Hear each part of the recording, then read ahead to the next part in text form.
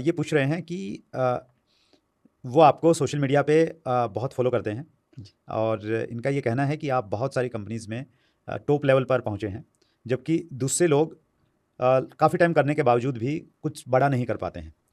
तो आपकी सफलता के रहस्य क्या हैं या आपका तरीका क्या है काम करने का? बहुत चलिए सूर्यवंशी जी, आपने मेरे राज़ जानना चाह रहे हैं अगर, तो कुछ चीज़ों में मैं आपको बताना चाहूँगा। ये तो मेरी बदकिस्मती रही कि मुझे कंपनियाँ बदलनी पड़ी, जो मेरी चॉइस नहीं थी।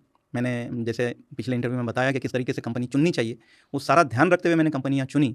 लेकिन अनफॉर्चुनेटली जैसे मेरी अप्लायंस चली गई हमेशा, ऐसे ही कंपनियाँ बंद हुई अलग-अलग कारणों से और मुझे नई कंपनी का चयन करना पड़ा।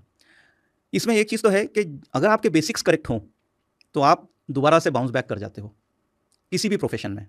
आपने अमिताभ बच्चन, मैं अपने आप को कंपेयर नहीं कर रहा हूँ, लेकिन मैं आपको एग्जांपल के लिए बता रहा हूँ कि आपने अमिताभ बच्चन को देखा है कि हमने उनको 70s और 80s का सबसे बड़ा महानायक देखा, और वहीं पिछली सदी के अंत में उन पे फाइनेंशियल क्राइसिस हो गया, करोड़ों का उन पे कर्जा हो गया, लेकिन उनके बेसिक्स राइट होने की वजह से उन्होंने बाउंस बैक किया। ऐसे आपको कई एग्जाम्पल मिलेंगे जिन्होंने बाउंस बैक किया, और किस्मत से मैं भी 4 मरतबा बाउंस बैक कर पाया। और जैसे आपने रिलेट किया कि मैं हाँ, हर कंपनी में टॉप रैंक या टॉप अचीवर रह पाया, इसके पीछे सर आपको कुछ चीज़ों का ध्यान बहुत ज़्यादा रखना है। सबसे पहले तो आपको सब्जेक्ट की गहराई में जाना पड़ता है। हर कंपनी का कल्चर अलग होगा, हर कंपनी के प्रोडक्ट अलग होंगे, हर कंपनी का प्लान अलग होगा। सबसे पहले तो आपको उसको पूरी तरह से अंडरस्टैंड करना है। इस सब्जेक्ट के सक्सेस का सबसे बड़ा दारोमदार होता है आपके बिलीफ सिस्टम से। अगर आपके माइंड में 1% भी डाउट है आपकी खुद की सफलता को लेकर, तो आप कभी सफल नहीं हो पाओगे। तो जो काम आप कर रहे हो, आप बिलीव कीजिए कि आप दुनिया का सबसे महत्वपूर्ण काम कर रहे हैं और ये आप ही कर सकते हो, और ये कॉन्फिडेंस रखिए कि आप उसमें कामयाब होने वाले हो, बल्कि आप ये कॉन्फिडेंस रखिए कि आप ही टॉप पर जाने वाले हो। इनफैक्ट मैं कोट करना चाहूँगा, ये शायद कहीं ना कहीं अहंकार में भी जा सकता है, बट वो मेरा तरीका है काम करने का। जब मैंने पिछली मरतबा किसी कंपनी को चुना, तो उस कंपनी की पहली मीटिंग में ही फाउंडर जो डायरेक्टर थे, उनसे मैंने ये चैलेंज किया था ऑन द स्टेज कि आने वाले 3 साल में इस कंपनी का सबसे बड़ा नेटवर्क मेरा होगा। ये मैंने अहंकार में नहीं कहा था, मेरे एक्सपीरियंस के बेसिस पे नहीं कहा था, ये मैंने अपने खुद के सबकॉन्शियस माइंड को सिग्नल देने के लिए, चैलेंज लेने के लिए और अपने ऊपर में एक बंधन लेने के लिए ये स्टेटमेंट दिया था। और यही स्टेटमेंट मैंने अपने आप को हमेशा रिपीट किया हूं कि मैं जिस कंपनी के साथ काम कर रहा हूं, यहां का मैं टॉप नंबर 1 पर्सन बन के बताऊंगा। इसके बाद आता है सर, आपको 3 चीज़ें सीखनी होती है। बिलीफ अगर आपका सही है तो then knowledge, skills and attitude. अगर आपके पास नॉलेज नहीं है तो आप किसी भी क्षेत्र में कामयाब नहीं हो पाएंगे। एक रीजनेबल नॉलेज तो लगेगा जिस भी सोर्स से आप लेना चाहें। स्किल्स, जो काम आपने करना है वो काम की आपको इंपॉर्टेंस होनी चाहिए। मैंने 99% लोगों को ये 2 चीज़ों में कमज़ोर पाया है, लेकिन सबसे ज़्यादा इंपॉर्टेंट होता है आपका माइंडसेट, आपका एटीट्यूड।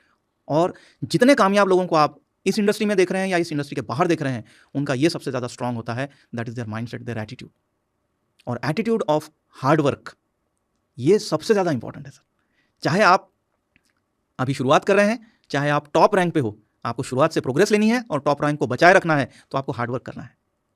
और ये चीज़ें हैं जिनके कारण मैं आगे बढ़ता रहता हूँ। और इनमें प्रोसेस की अगर मैं बात करूँ तो डुप्लीकेशन का प्रोसेस जो अभी हमने चर्चा की, और आपके जो कार्यक्रम हो रहे हैं, चाहे वो ऑनलाइन हो चाहे वो ऑफलाइन हो, आप पहले दिन से ये इंश्योर कीजिए कि इसके अंदर में सबसे ज़्यादा नंबर मेरी टीम से होगा, और ये जो नंबर पिछली बार आया था अब अगली बार इससे बढ़कर आएगा।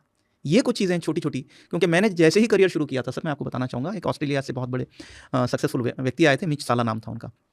मेरे पहले साल की बात है ये, और उन्होंने स्टेज से एक स्टेटमेंट दिया था, you fill the hall and your bank account will get filled up. वो कहीं ना कहीं मेरे जहन से चिपक गया था, और मैंने उसके बाद में हमेशा ये इंश्योर किया कि मैं बड़ा हॉल लूँ और बड़े हॉल को फिल करने के लिए पूरी ताकत लगा दूँ, और इसी मीटिंग के अंदर मैं अगली मीटिंग प्रमोट कर डालूँ, सेल कर डालूँ। और मैं समझ रहा हूँ आपका भी तरीका यही है कि आप हॉल्स को फिल कर देते हैं।